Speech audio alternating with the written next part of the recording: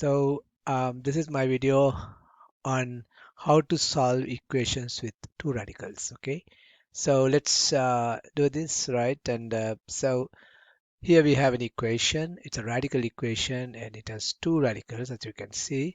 Well, how do you do a radical equation with one radical? What you do is you isolate the radical into one corner, right? One side of the equation, right? Getting everything over to the other side, and then get rid of that radical.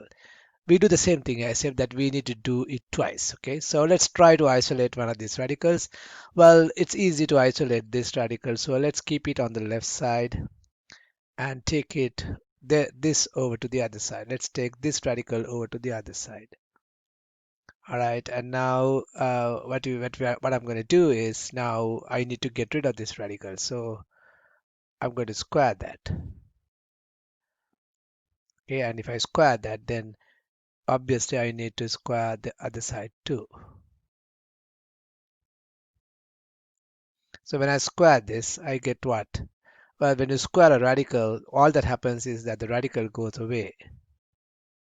Now here, when I square, I need to be careful because I need to distribute this, right? Okay. So if I go to a corner and if I distribute this, if you know how to distribute it right away, that is fine, but it's 2 plus square root x plus 3 times 2 plus square root x plus 3, okay? So if I file this, I get 2 plus 2 is 4 plus then 2 times square root x plus 3, and then you have plus 2 times square root x plus 3, and then finally, so we got this one, we got this one, we got this one, and then finally it's x plus 3 times square root x plus 3, which is square root x plus 3 times square root x plus 3.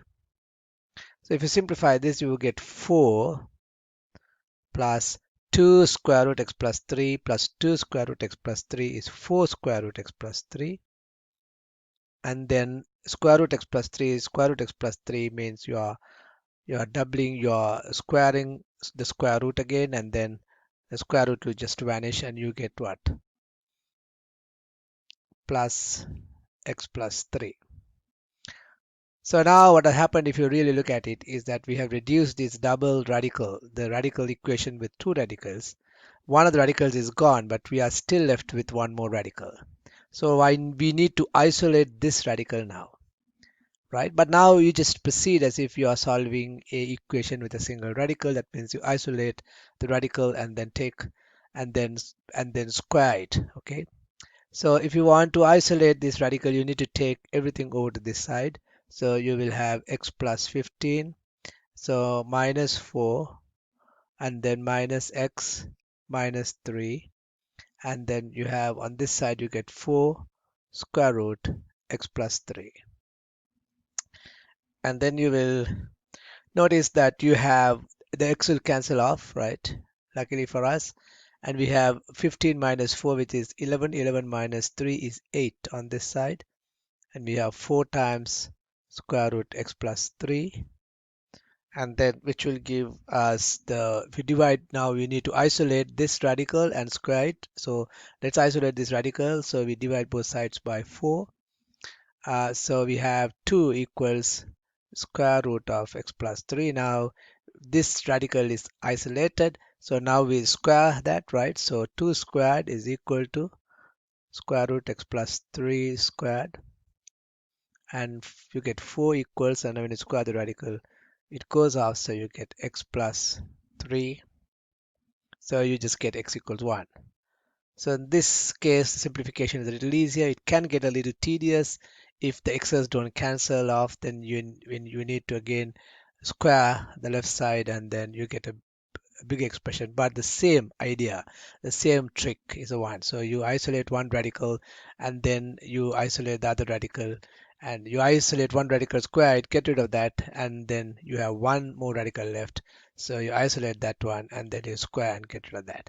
But this is not the answer because we must check. Okay.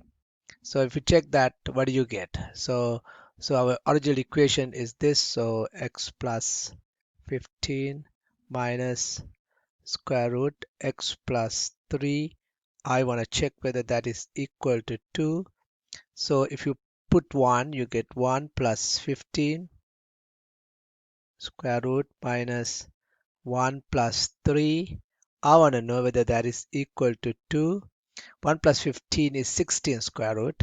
So that will be square root 16 minus square root 4. I want to know whether that is equal to 2. Square root 16 is 4 minus square root 2. Is it equal to 2? Of course, 2 is equal to 2. So this equation, this solution is a correct solution. So that's how you solve a equation with two radicals. You start by isolating one of them, square it, get rid of that radical, and then you're left with one more radical. Isolate that, square it, right? And then solve for x. Alright, so that's it for this video, right? Thank you for watching.